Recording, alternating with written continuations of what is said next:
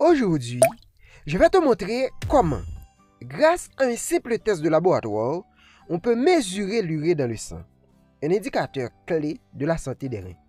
Alors, installe-toi et voyons ensemble comment utiliser un spectrophotomètre pour réaliser ce dosage. Dans notre dernière vidéo sur la créatinine, les réactifs qu'on avait utilisés appliquaient la méthode à point fixe. Cette fois, on va découvrir ensemble le dosage de l'urée en utilisant la méthode colorimétrique. Avant de plonger dans le dosage de l'urée, il y a une étape essentielle à ne jamais oublier, le contrôle de qualité. C'est la première chose à faire avant de réaliser n'importe quel examen de laboratoire. Pourquoi? Parce que c'est ce qui garantit que les résultats qu'on va obtenir seront fiables et précis. Comme tu peux le voir, j'ai 2 flacons devant moi. Contenant du sérum lyophilisé, on va les reconstituer en ajoutant 5 ml d'eau distillée. Ces sérums lyophilisés servent de matériaux de contrôle de qualité. Contrôle normal, contrôle haut. Même s'ils ne contiennent pas exactement du sérum humain, ils sont spécialement conçus pour imiter les propriétés biochimiques des échantillons humains. Ces sérums ont été déshydratés par un processus de lyophilisation qui consiste à congeler le sérum pour éliminer l'eau de sublimation sous vide. Ils peuvent être ensuite réhydratés en y ajoutant de l'eau distillée ou stérile avant son utilisation en laboratoire. Ce type de sérum est souvent utilisé comme contrôle de qualité dans les analyses biologiques car ils peuvent être stockés plus longtemps sans se dégrader. Maintenant que les contrôles sont reconstitués, on va les laisser reposer pendant 30 minutes. En attendant, on identifie les cuvettes.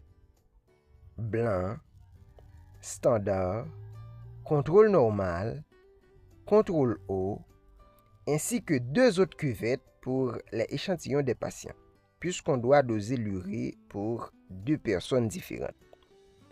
Ensuite, on consulte la fiche pour s'assurer de suivre correctement le protocole de dosage. Parlons maintenant des réactifs.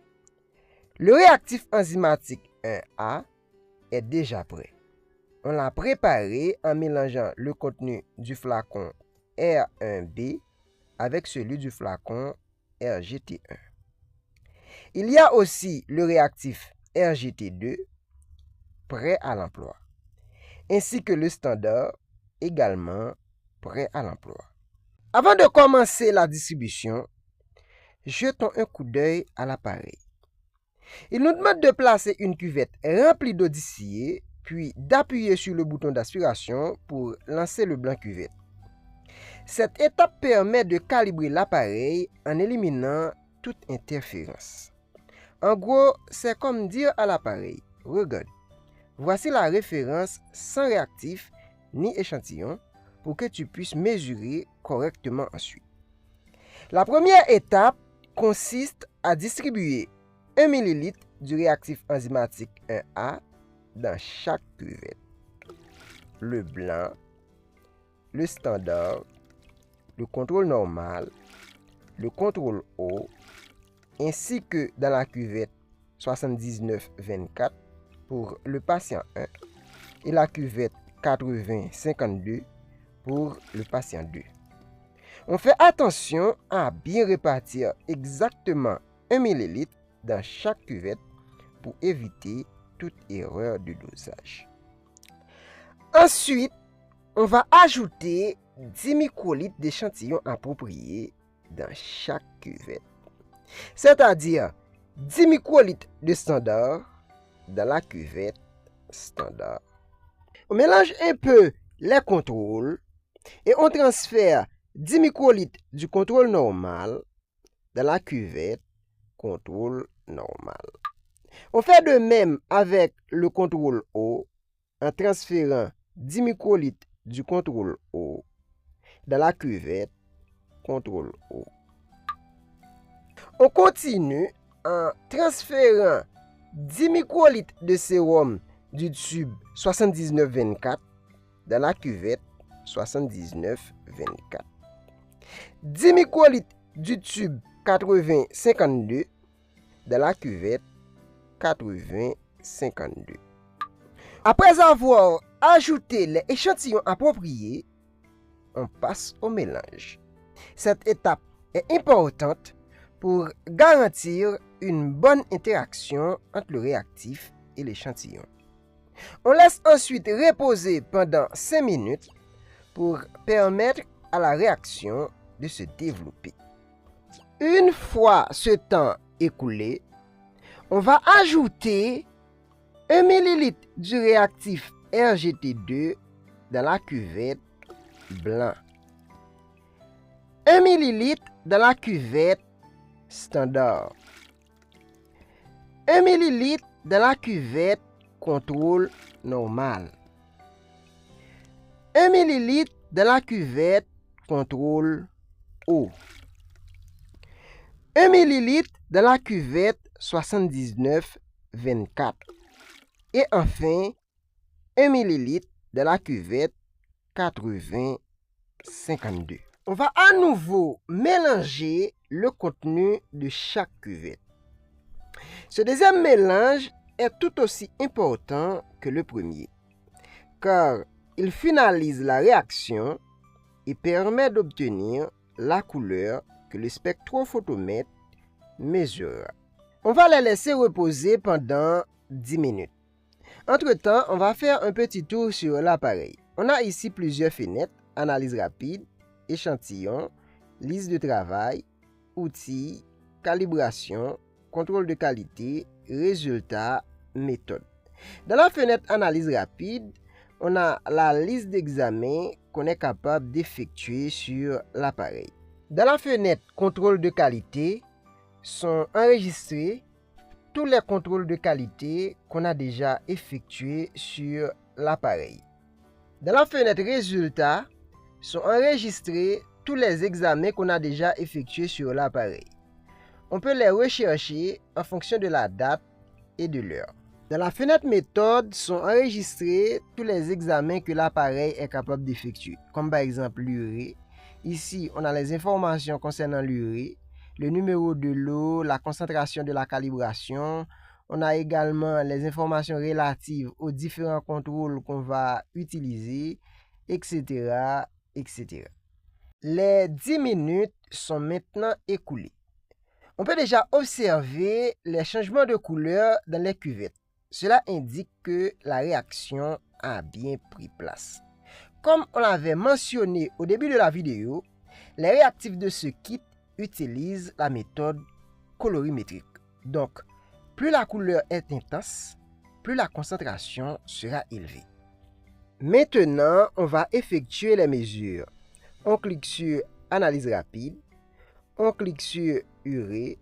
L'appareil nous demande si on veut effectuer les contrôles normaux et eau, on clique sur oui. L'appareil nous demande si on veut effectuer une nouvelle calibration, on clique sur oui.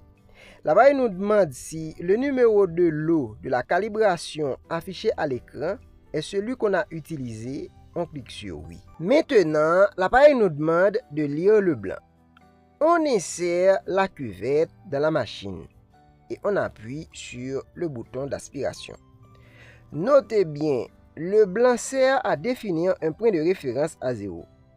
En calibrant l'appareil avec le blanc, on s'assure que toutes les mesures suivantes sont prises sur une base neutre, sans aucune interférence. La lecture de la première cuvette est terminée. On enlève la cuvette de l'appareil, on clique sur la double flèche, on insère la cuvette standard dans l'appareil et on appuie sur le bouton d'aspiration.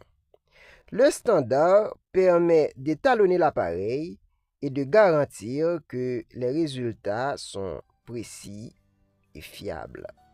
La mesure de la cuvette standard est terminée. On clique sur la double flèche.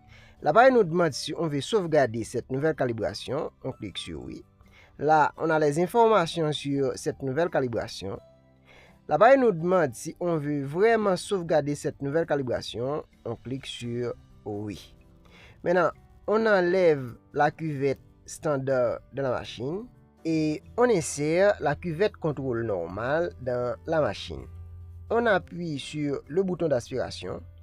on s'attend à obtenir un résultat entre 27,3 et 43,4. Si c'est le cas, on aura une coche verte ici. Dans le cas contraire, une croix rouge. Là, on a 40,9. Le résultat est donc dans l'intervalle. C'est pour cela qu'on a cette coche verte ici. On clique sur la double flèche. On enlève la cuvette contrôle normal et on insère la cuvette contrôle O. On appuie sur le bouton d'aspiration. On s'attend à obtenir un résultat entre 130,5 et 245,1.